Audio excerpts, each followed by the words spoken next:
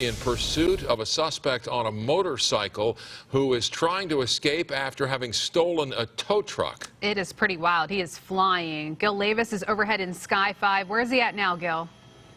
Courtney and Micah, you're looking at the Sunland Tahunga area. Actually, it's Tahunga.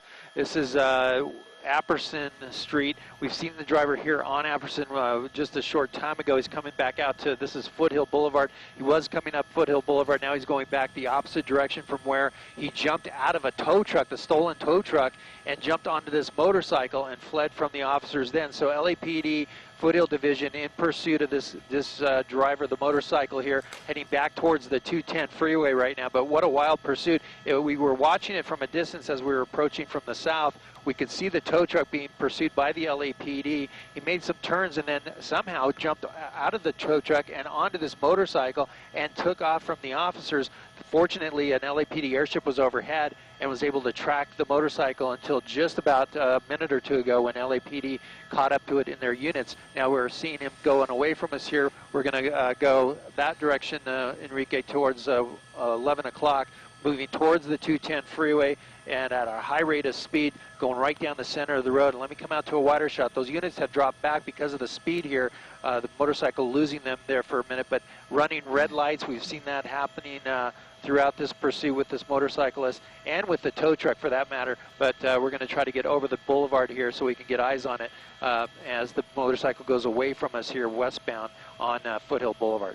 Gil, do you know if this was like a carjacking or bike jacking, I guess, or if someone had just left their motorcycle running? I think it was dark when that was happening, but I don't know if you're hearing any police chatter about that.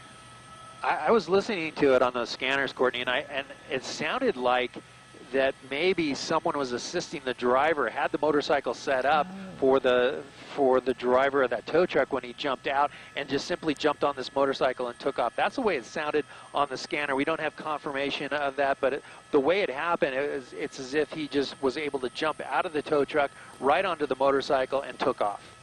Yeah, very difficult, as we mentioned, in the dark of night here and under the cover of trees when all of this was happening. Let's try to catch up to this suspect on the motorcycle is running at incredibly high speeds on surface streets that makes you want to hold your breath. It's just frightening to watch, and the way he's going through these intersections. There are four-way stops and red lights, and he's going through them at 70, 80 miles an hour on a motorcycle. And it's a difficult thing to watch. LAPD had gone into tracking mode, and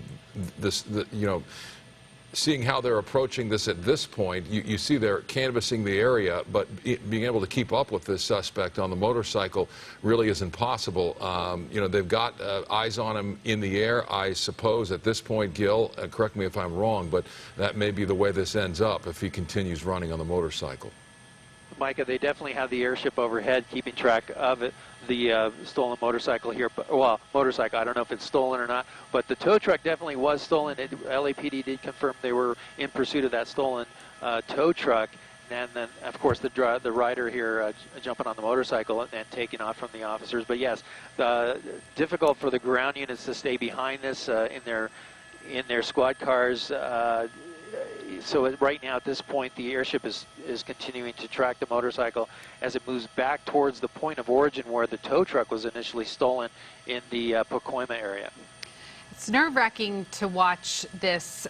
We've seen in the past motorcyclists flying through intersections where an unexpected car just crosses and then the motorcycle driver flips over and ends up dying. I mean, this is extremely dangerous. It could end that way, or as many times the suspect ends up giving up or is caught.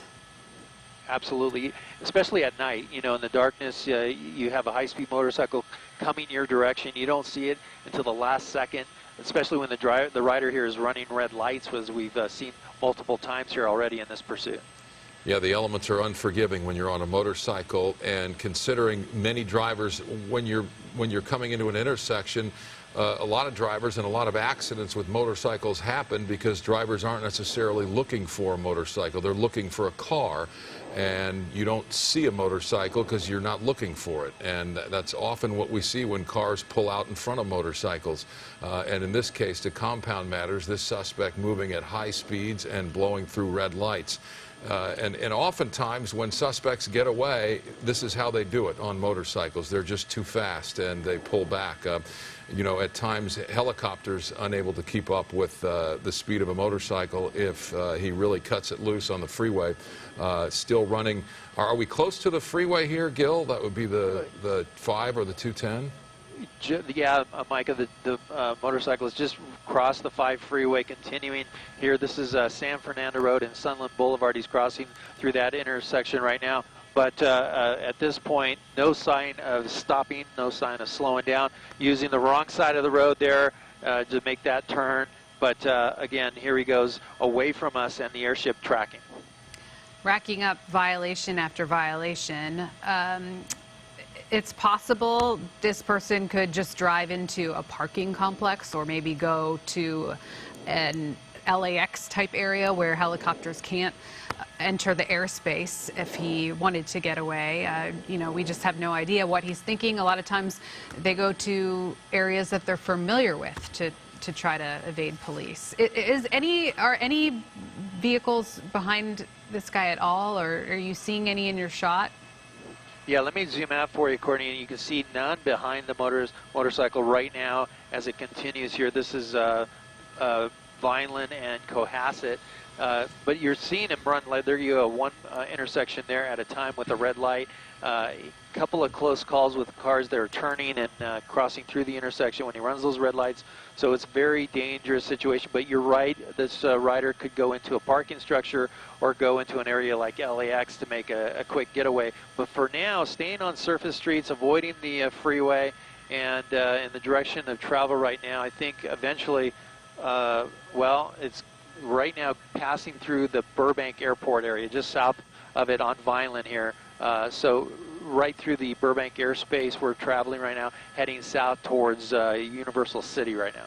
And far more dangerous, obviously, on surface streets than this would be on freeways, obviously, with the cross-traffic situation. And again, cars moving much more slowly on surface streets.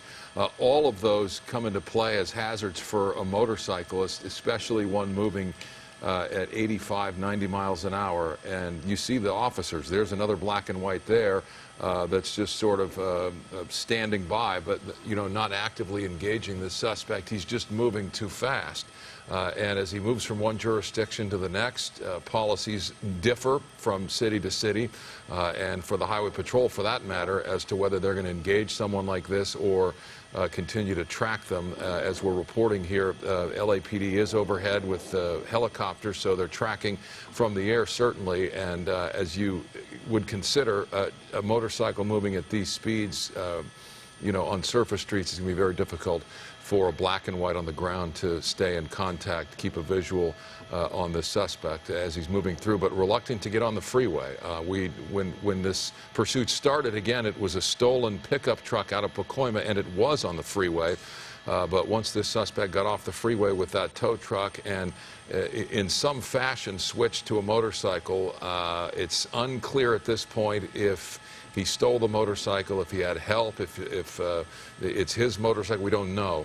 But from what we understand, a very quick transition from the stolen tow truck onto this motorcycle, and clearly a suspect who knows how to ride that bike. Absolutely, Mike. You know, it was such a fast transition. Look at this, approaching a red light. Someone in the intersection there going up into a parking lot there to avoid a pedestrian. Look at that, some people right there in that parking lot almost getting struck by the rider there. A very dangerous situation for those people just walking, minding their own business. We're going to try to get around. Here's a parking, well, it looks like apartments with a parking structure underneath. He can dive in there if he wants, but he's going to make a right-hand turn heading westbound here. This is going to be on Oswego Street, and is going to come out to a major here with a red light. Is going to blow through that red light. Fortunately for the rider there, no one coming through at the time, but look at that, squeezing right through some vehicles here in a residential area, some apartment complexes here, and here he goes. He's going to go into one of those underground parking structures here. This is again on Oswego, the 11,200 block, and into here. We don't know if there's another exit. It looks like maybe that's it. You see the airship lighting up the exit, the airship overhead of this parking structure, or I'm sorry, this apartment structure, I should say, with that underground parking. And we'll see if the rider pops out. But at this point, the unit's nowhere to be found. They're going to direct North Hollywood LAPD units here to get in here into position and search for that rider if he doesn't pop back out. But so far, no sign of him. So they're going to surround the building, and they're going to set up a perimeter, and they're going to go door to door, essentially, if they feel cause, if they believe the suspect is in the building, if they find the motorcycle and no rider, you know, all of those things. Obviously, they're going to search this building. If you're in this building, again, this is on Fair Avenue or Ostego Street in the Valley, and a suspect, a very dangerous one, that has just gone into that parking garage. Lock your doors for sure. All right, we are going to take a quick break, and we'll see if there's anything happening on the other side with this pursuit. We'll be right back.